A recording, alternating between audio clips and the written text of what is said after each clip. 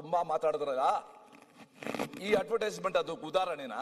ಒಂದ್ ನಿಮಿಷ ಬಹಳ ಎಷ್ಟೆಲ್ಲ ಅವರು ಕೋಆಪರೇಟಿವ್ ಫೆಡರಲಿಸಂ ಅಂತ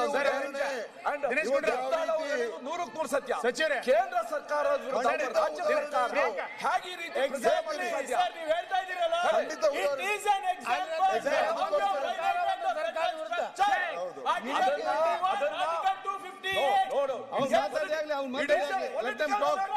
ಮಾತಾಡಾಗ್ಲೇ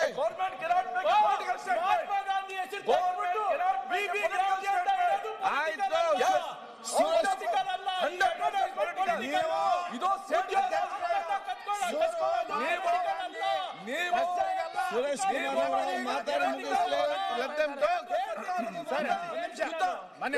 ನೀತಿ ಆಯೋಗ ಮಾತಾಡಾಗ್ಲಪ್ಪ. ನೀತಿ ಆಯೋಗ ಸಭೆಗೆ ಹೋಗೋದಿಲ್ಲ, ಇಲ್ಲಿ ಬಂದು ಹೋಗಾಡ್ತೀರಾ? ಇನ್ನೇನ್ ಮತ್ತೆ ಅಡ್ವೈಸರಿ ಕಮಿಟಿ ಇದು NITI Aayog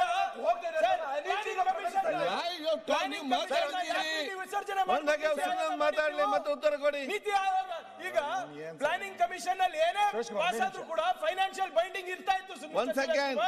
But NITI Aayog is only advisory. It is not bound by finance department.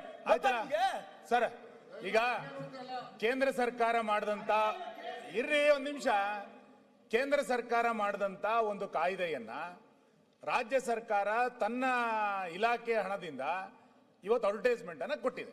ಆಯ್ತು, ಇವರು ಅದಕ್ಕೇನೋ ಸಮರ್ಥನೆ ಮಾಡ್ಕೋತಾ ಇದ್ದಾರೆ.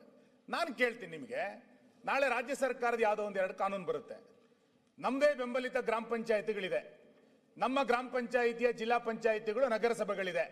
ನಾವಲ್ಲಿ ರಾಜ್ಯ ಸರ್ಕಾರದ ಈ ಕಾಯ್ದೆಯನ್ನು ಒಪ್ಕೊಳ್ಳಲ್ಲ ಅಂತೇಳಿ ಗ್ರಾಮ ಪಂಚಾಯಿತಿಗಳು, ನಗರಸಭೆಗಳು ಅಡ್ವರ್ಟೈಸ್ಮೆಂಟ್ ಹಾಕ್ಲಿಕ್ಕೆ ನಾವು ಅನುಮತಿ ಕೊಡ್ತೀರಾ? ನಾವು ಪಿಡಿಒಗಳಿಗೆ ಹೇಳಿ ಅಡ್ವರ್ಟೈಸ್ಮೆಂಟ್ ಮಾಡಿಸ್ತೀವಿ, ಒಪ್ಕೋತೀರಾ ನೀವು? ಗ್ರಾಮೀಣ ನಮ್ಮ ಗ್ರಾಮ ಪಂಚಾಯಿತಿಗಳಲ್ಲಿ ಯಾವ್ದೋ ರಾಜ್ಯ ಸರ್ಕಾರದ ಯೋಜನೆಗೆ ನಮ್ದು ವಿರೋಧ ಇದೆ ಅಂತೇಳಿ ನಮ್ಮ ನಗರಸಭೆ ಅಡ್ವರ್ಟೈಸ್ಮೆಂಟ್ ಅನ್ನು ಮಾಡ್ಲಿಕ್ಕೆ ನಿಮ್ ಪಿಡಿಒ, ನಿಮ್ಮ ಆಯುಕ್ತರು ಒಪ್ತಾರ? ಒಕ್ಕೂಟದ ವ್ಯವಸ್ಥೆ ಅಂದಾಗ ಒಂದಕ್ಕೊಂದು ಲಿಂಕ್ ಇದು. ನೀವು ರಾಜ್ಯ ಸರ್ಕಾರದ ಕಾನೂನನ್ನ ಪುರಸಭೆ ಗ್ರಾಮ ಪಂಚಾಯಿತಿಗಳಂಗೆ ಒಪ್ಕೊಳ್ಳುತ್ತೋ, ಕೇಂದ್ರ ಸರ್ಕಾರದ ಕಾನೂನನ್ನು ಒಪ್ಕೋಬೇಕು.